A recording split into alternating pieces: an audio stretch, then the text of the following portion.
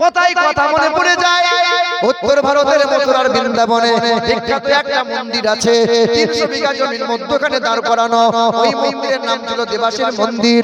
ওই মন্দিরে পূজারী হয়েছিলেন তিনি ডক্টর শামসুদ্দিন সরোজি, যিনি অক্সফোর্ড বিশ্ববিদ্যালয় থেকে 12টা ভাষায় এমএ করেছিলেন। তিনি ডক্টরেট করলেন। তিনি বাবার নাম ছিল মহন্তঙ্কতং দাসদাস, মায়ের নাম ছিল ভানুমতি কর, দেবীর নাম ছিল শ্রদ্ধা দেবী।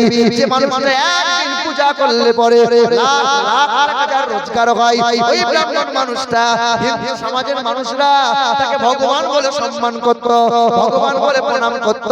কিন্তু হিন্দু সমাজের মানুষের সামনে ওই ব্রাহ্মণ মানুষটা কোরআনটা নিয়েছিল, কোরআনটা ছিঁড়েছিল, হিন্দু মানুষের বাহবা দিয়েছিল, মুসলমানদের কলিজায় আঘাত হলো। কোরআনের সঙ্গে বিয়াদবি করলে আমাদের কষ্ট হবে না? নবীজির সামনে কেউ যদি বিয়াদবি করে কষ্ট হবে না? 1828 সাল ছিল, তখন বাংলাদেশ, ভারত, পাকিস্তান এক ছিল। ওই সময় একটা বেঈমান, তার নাম রাজপাল ছিল। সে আমার নবীর চরিত্র নিয়ে একটা বই লিখেছিল। বইটার নাম দিয়েছিল রঙ্গিলা রসুল। বইটাই লিখেছিল নবী লম্পট, নবী চরিত্রহীন। যেটা বলো নাউজুবিল্লাহ। সবাই থমকে ছিল। গরিব ঘরের ছেলে, 19 বছর বয়স, নাম তার ইলমুদ্দিন ছিল, কাঠ মিস্ত্রি ছিল। মা বলেছিল, খোকা একবার বাজার যা না বাবা, সবজি টবজি নিয়ে আই বাবা। ইলমুদ্দিন হাতে টাকা দিয়েছে, গরিব মানুষ, মা দিয়েছে। থলি ব্যাগ নিয়ে বাজারে গিয়ে দেখে বই বিক্রি হচ্ছে রঙ্গিলা রসুল। বইটা কিনে নিয়ে আসার পরে রাতের বেলায় যখন পড়ে, চোখের পানিতে বুক ভেসে যায়।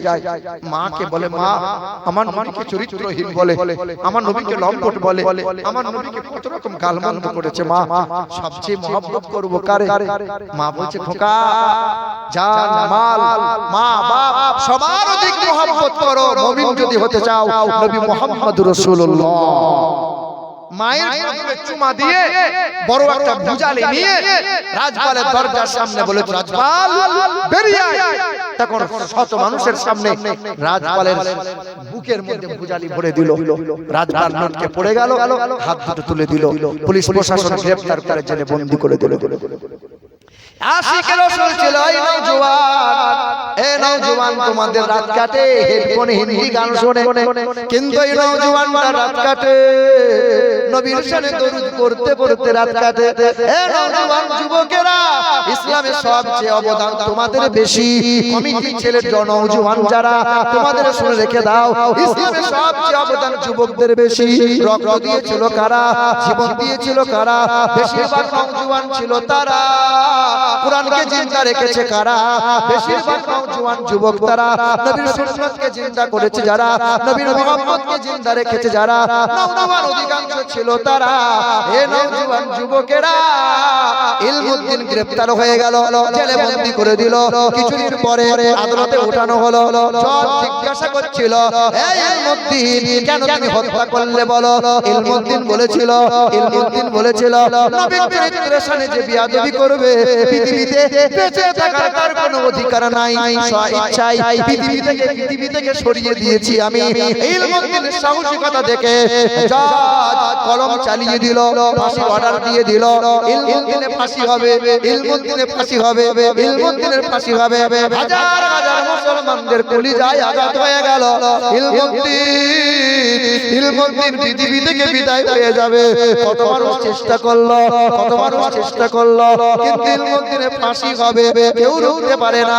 বলে ইলমুদ্দিন শেষ তামান্নাটা কি বলো? বলে একমাত্র কোরআন নিয়ে আসো, যে কোরআনে নবীজির নাম গুণগান 1200 বার করা হয়েছে।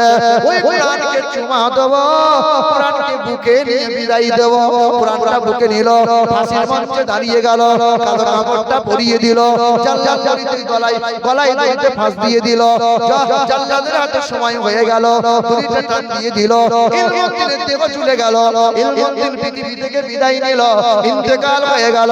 লাখ লাখ মানুষের চোখ দিয়ে পানির বন্যা বয়ে গেল। ইলমুদ্দিন মুসলমানদের ঈমানটা বাঁচিয়ে দিয়ে চলে গেল। ইলমুদ্দিনের লাশ গোসল দেয়া হলো, ইলমুদ্দিনের কাফনটা পরিয়ে দেয়া হলো, চোখে সুরমা লাগিয়ে দেয়া হয়েছিল, কপড়টা লাগিয়ে দেয়া হয়েছিল, খুশবু লাগিয়ে দেয়া হলো। ইলমুদ্দিনের জানাজা হয়েছিল, ওই জানাজায় শরীক হয়েছিল আল্লামা ইকবাল। ছিল, হাজার হাজার মানুষেরা ঝরঝর করে কান্না করেছিল। জানাজা হয়ে গেল, ইলমুদ্দিনের দেহটা, লাশ মোবারকটা কবরের মধ্যে শায়িত হলো, কবরস্থ হয়ে গেল। একে একে মানুষ জিয়ারত করে বাড়ি চলে গেল। 1 মাস কেটে গেল, 2 মাস কেটে গেল, 3 মাস কেটে গেল। সরকারের অনুমোদন পেয়েছিল, পুলিশ প্রশাসন দাঁড়িয়েছিল, ইলমুদ্দিনের কবরটা খনন করা হয়েছিল। আল্লাহর কসম করে বলি একবার, আল্লাহর কসম করে বলি 2 বার, আল্লাহর কসম করে বলি 3 বার। 3 মাস পরে যখন লাশ তোলা হয়, যেমনকার কাফন ছিল তেমনই রয়ে যায়। চামড়া খসে নাই, লম্বা পড়ে নাই, চামড়া দেহটা ফুলে যায় নাই। খুশবু যেমন ছিল আজও চেহারা থেকে তেমনই খুশবুদার হয়। নবীর আশিক ছিল, নওজোয়ান ছিল। 3 মাস কবরে আছে, কাফনে ময়লা হয় না, লোমগুলোও পড়ে নাই, চামড়াগুলোও খসে নাই, দেহটাও ফুলে যায় নাই। আল্লাহ বলেন ওয়ালা তাহসাবান্নাল্লাযীনা কুতিলু ফি সাবিলিল্লাহি আমওয়াতা, মরে নাই, মরে নাই, মরে নাই, জিন্দা আছে, জিন্দা আছে।